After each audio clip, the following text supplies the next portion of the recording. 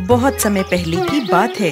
किसी गांव में जनार्दन नाम का एक गरीब व्यक्ति रहता था। वो भोलेनाथ का बहुत बड़ा भक्त था। एक दिन उसके मन में केदारनाथ दर्शन करने जाने की तीव्र इच्छा हुई, लेकिन उसके पास केदारनाथ धाम जाने के लिए पैसे नहीं थे। तो उसने घर से केदारनाथ तक की पद यात्रा करने की सोची और फिर भोलेनाथ की भक्ति दिल में लिए जनार्दन केदारनाथ की पैदल यात्रा के लिए निकल पड़ा। लोगों से रास्ता पूछता हुआ वो केदारनाथ की ओर जाने लगा। अरे भाई साहब, मुझे केदारनाथ जाना है। यहाँ से कौन सा रास्ता जाता है? आप ये सीधा रास्ता पकड़ लीजिए। कुछ दूर जाते ही एक दाहिनी ओर को रास्ता जाएगा, उस रास्ते पर मुड़ जाइए। फिर आप वहाँ किसी से भी आगे का रास्ता पूछ लीजिएगा। वैसे आप जा कैसे रहे हैं? आपके पास कोई सवारी नहीं है? भैया, मैं पैदल ही जा रहा हूँ। हे शंभू, इतनी दूर आप पैदल जा रहे हैं? तब तो आपको महीनों लग जाएंगे। चलिए कोई नहीं, भोलेनाथ आपकी रक्षा करे। धन्यवाद भाई साहब। हे भोलेनाथ, मैं तुम्हारे पास आ रहा हूँ। बहुत जल्दी तुमसे भेंट होगी। हर हर महादेव। भक्त जनार्दन भगवान शिव का जयकारा लगाते चलता जा रहा था। भाई साहब, मैं केदारनाथ के पद यात्रा पर हूँ। मेरे पास कोई पैसे नहीं हैं और मुझे बहुत तेज भूख लगी है। क्या आप मुझे 2 रोटी खिला सकते हैं? अरे भाई, हम क्या यहाँ भंडारा कराने बैठे हैं जो सबको मुफ्त में खिलाएं? पैसे है तो खाओ वरना जाओ। ऐसे तो पता नहीं कितने पद यात्रा पर आते जाते रहते हैं। हम क्या सबको मुफ्त में खाना ही खिलाते रहे? निकलो यहाँ से, पता नहीं कहाँ कहाँ से आ जाते हैं। हे भोलेनाथ, लगता है आज भी भूखा ही चलना पड़ेगा। अब शरीर में हिम्मत नहीं बची है। अगर भोजन मिल जाता तो थोड़ी हिम्मत आ जाती। तभी उसने देखा कि उससे 10 कदम की दूरी पर एक भंडारा हो रहा है, जिसे देख उसकी खुशी का कोई ठिकाना नहीं रहा। हर हर महादेव। लगता है भोलेनाथ ने मेरी सुन ली। अब चल के भंडारा खा लेता हूँ, फिर आगे का सफर तय करूँगा। जनार्दन वहाँ भरपेट खाना खाता है और फिर आगे की तरफ चल पड़ता है।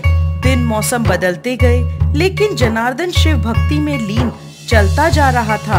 अब जनार्दन के शरीर में शक्ति नहीं बची थी। महीनों से भूखा प्यासा जनार्दन आखिरकार केदारनाथ मंदिर तक पहुंच ही जाता है।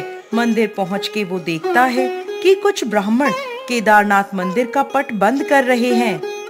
अरे, अंदर कहाँ घुसे जा रहे हो? चलो, अब मंदिर के द्वार बंद हो चुके हैं। क्या? मंदिर के द्वार बंद हो चुके हैं? अब तो ये द्वार 6 महीने के बाद ही खुलेंगे। पूरे 6 महीने बाद? पर ऐसा क्यों? तुम्हें नहीं पता, ठंड का मौसम आ चुका है। इस समय यहाँ पर बहुत बर्फ होती है। इस समय पर यहाँ कोई नहीं आता, इसलिए ठंड के 6 महीने केदारनाथ के पट बंद रहते हैं। अब दर्शन करने हैं तो 6 महीने बाद आना। ब्राह्मण देव, मैं बहुत दूर से महीनों की पैदल यात्रा करते हुए यहाँ तक पहुँचा हूँ। अब आप मुझे जाने के लिए कह रहे हैं? मेरे लिए अब दोबारा जाकर वापस आना असंभव हो जाएगा। मेरे पास पैसे भी नहीं हैं। आप मुझे एक बार भोलेनाथ के दर्शन करने दीजिए।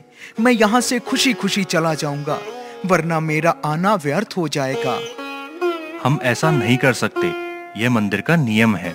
यदि एक बार द्वार बंद हो गए तो वह 6 महीने बाद ही खुलते हैं। हमें माफ करें, आप यहाँ से चले जाइए। ऐसा कहकर वो ब्राह्मण मंडली वहाँ से चली जाती है। जनार्दन को अब कुछ समझ नहीं आता। वो अब क्या करे? वहाँ रुके, इंतजार करे या वहाँ से चला जाए? इतने परिश्रम के बाद भी दर्शन ना कर पाने की वजह से जनार्दन का दिल टूट जाता है और वो वहीं बैठकर रोने लगता है। धीरे धीरे ठंड बढ़ने लगती है, सूरज ढलने लगता है और देखते ही देखते रात हो जाती है। लेकिन जनार्दन वहीं मंदिर के द्वार पर बैठा रोता रहता है।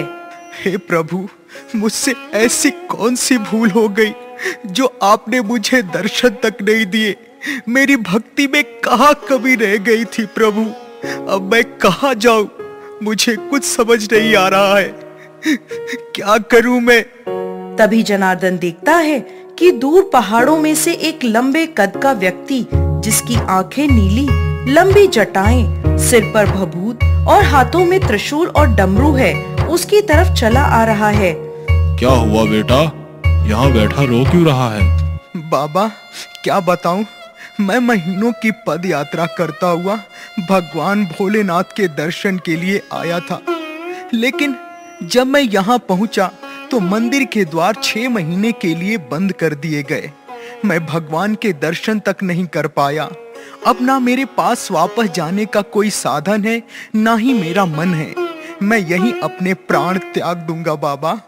भोलेनाथ के घर आकर ऐसी मूर्खों वाली बातें कर रहा है। तुझे भूख लगी है ना? हाँ बाबा। ये ले, सेब खा ले। बेटा ऐसे निराश नहीं होते, तू आराम से सो जा। मुझे लगता है कि कल द्वार खुल जाएंगे। अघोरी बाबा के सर पे हाथ रखते ही जनार्दन को नींद आ जाती है और वो सो जाता है। फिर सुबह होती है, सूरज की किरणें निकलती हैं और जनार्दन के चेहरे पर पड़ती हैं। जनार्दन अपनी आंखें खोलता है तो देखता है कि सामने से ब्राह्मणों की मंडली मंदिर की ओर आ रही है। अरे पंडित जी आप? पंडित जी आप तो कह रहे थे ये द्वार 6 महीने बाद खुलेगा, लेकिन आप तो एक ही दिन में वापस आ गए। तुम तो वही हो ना जो द्वार बंद होने के समय यहाँ आए थे। आज तो तुम द्वार खुलने से पहले ही आ गए। आ गए? पंडित जी मैं तो गया ही नहीं था, रात में यहीं सो गया था। क्या तुम 6 महीने से यहीं थे? 6 महीने? नहीं पंडित जी, मैं कल ही तो आया था। किस भ्रम में हो भाई? उस बात को आज 6 महीने बीत चुके हैं और आज मैं 6 महीने बाद ही आकर मंदिर के द्वार खोल रहा हूँ। पर मैं तो कल रात ही सोया था, 6 महीने कैसे हो गए? आप जब मुझे छोड़कर यहाँ से गए थे तब मैं यहीं बैठा रो रहा था। तभी एक अघोरी बाबा आए, उनकी बड़ी बड़ी जटाएं थी, हाथ में डमरू और त्रिशूल था। वो मेरे पास आए और उन्होंने मेरे सर पे हाथ रख के कहा कि सो जाओ, कल द्वार खुल जाएंगे। और मैं सो गया। आज सुबह उठकर देखा तो आप लोग द्वार खोल रहे थे और आप कह रहे हो कि 6 महीने बीत गए। जनार्दन की ये बात सुनते ही वहाँ खड़े सब लोगों की आंखों में आंसू आ गए और वो जनार्दन के पैरों में गिर गए। आपकी भक्ति महान है। जिसके दर्शन पाने के लिए बड़े बड़े ऋषि मुनि अपना जीवन लगा देते हैं, फिर भी उन्हें दर्शन नहीं होते। उनके दर्शन आपने ऐसे ही पा लिया। वो अघोरी बाबा और कोई नहीं, साक्षात भोलेनाथ थे, जिन्होंने अपनी माया से आपके 6 महीने के समय को एक रात में बदल दिया। ये बात सुनकर जनार्दन भी चौंक जाता है और जाकर भोलेनाथ के चरणों में गिर जाता है। तो इस तरह से एक भक्त ने बिना तपस्या साधना के अपने भगवान के दर्शन पा लिए।